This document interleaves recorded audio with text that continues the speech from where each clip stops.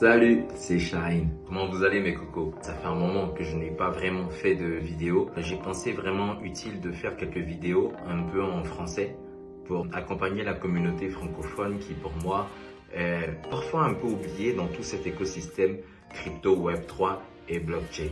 Aujourd'hui, je veux traiter un sujet assez rapidement. Je pense qu'il est important d'aller sur des points précis sans perdre les gens, sans rendre les choses un peu confuses. Le sujet que je voudrais traiter, c'est le stockage de vos cryptos. Il y a un petit point que je trouve très important. Aujourd'hui, quand vous stockez vos cryptos, c'est-à-dire que quand vous les gardez soit à chaud ou à froid.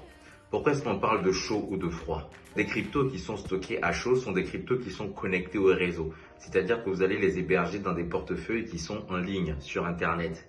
Et à froid, ça voudrait dire que vous allez les stocker dans ce qu'on appelle parfois des clés, comme la clé Ledger, qui est bien connue, ou la clé Trésor. Ledger, qui est une entreprise française qui est l'une des plus utilisées au monde, si ce n'est la plus utilisée au monde pour du stockage à froid de crypto-monnaies.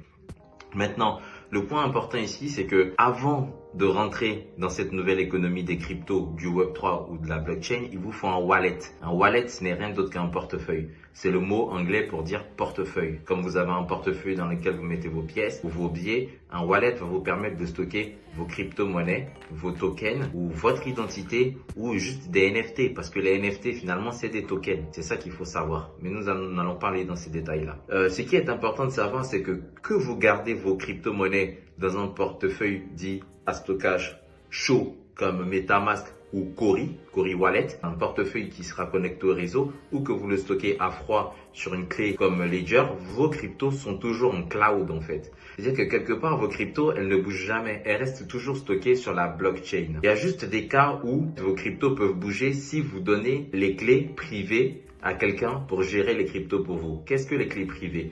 Les clés privées, ce n'est rien d'autre que la preuve que les cryptos qui sont stockés sur le cloud vous appartiennent. C'est-à-dire que moi, par exemple, si je possède 10 bitcoins, ces 10 bitcoins, je vais les stocker sur un réseau blockchain, donc la blockchain du bitcoin, et personne au monde ne pourra avoir accès à ces bitcoins si ce n'est la personne qui détient la clé privée. Et cette clé privée, il n'y a que moi qui la détiens. Et donc, sauf si je la partage avec une autre personne qui aura accès aussi à ces cryptos, personne d'autre n'y a accès si ce n'est la personne qui détient les clés privées. Donc, les cryptos seront toujours stockés en cloud sur le réseau de la blockchain, peu importe si vous avez l'impression de les garder à chaud ou à froid. La différence finalement entre stocker à chaud sur un portefeuille comme Cori ou MetaMask ou Trust Wallet pour ceux qui connaissent, et le fait de stocker à froid sur un portefeuille comme Trésor ou Ledger, c'est juste la preuve comme quoi ces cryptos vous appartiennent, que vous allez stocker dans des endroits différents. Donc votre clé privée, qui n'est rien d'autre que la preuve que vos cryptos qui sont sur le cloud, donc sur la blockchain en ligne, vous appartiennent, cette clé-là, dans un stockage à chaud, reste toujours en interaction avec le réseau. Alors que dans le stockage à froid, cette clé-là, vous allez la déconnecter du réseau pour la garder en fait dans une clé. Donc, ce qui va faire que vos opérations ne seront possibles que seulement si vous connectez la clé à votre application qui va aller appeler les cryptos stockés sur le réseau. Donc finalement, vos crypto-monnaies sont toujours sur la blockchain.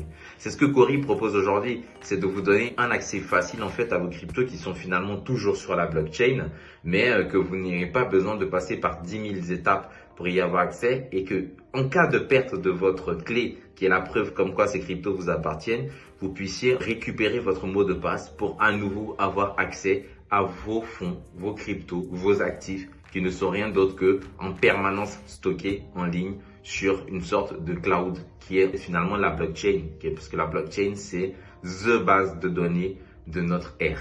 Voilà, j'espère que je vous ai appris quelque chose et que vous allez mieux comprendre cette différence entre stockage à chaud, stockage à froid. Donc le fait de garder finalement ces cryptos dans cette clé Ledger, c'est de garder en fait la preuve comme quoi les cryptos qui sont en ligne vous appartiennent hors du réseau. Et stocker à chaud, c'est avoir en fait cette preuve en permanence qui est connectée au réseau. Voilà, les choses ont été un peu simplifiées ici. C'est un peu mon but, c'est un peu de faire en sorte que vous compreniez les choses sans dépenser énormément d'énergie et de temps, et que les choses soient beaucoup plus faciles pour vous à prendre en main dans ce nouveau monde ou dans cette nouvelle économie. Yes, effectivement, cette vidéo est sponsorisée par Servichain. Je dis sponsorisée par Servichain parce que aujourd'hui Servichain fait de l'éducation pour des institutions, des entreprises et des personnes. Et c'est Servitien aujourd'hui qui me permet de pouvoir faire cette vidéo et partager autant de connaissances avec vous. Je ne parlerai pas non plus de nos nombreux partenaires tels que le Loft ou encore Ramp, Transact et plein d'autres acteurs autour de nous qui nous supportent dans notre démarche d'évangélisation des cryptoactifs, de la blockchain et dans notre démarche d'inclusion financière au niveau mondial. Merci beaucoup. Ciao.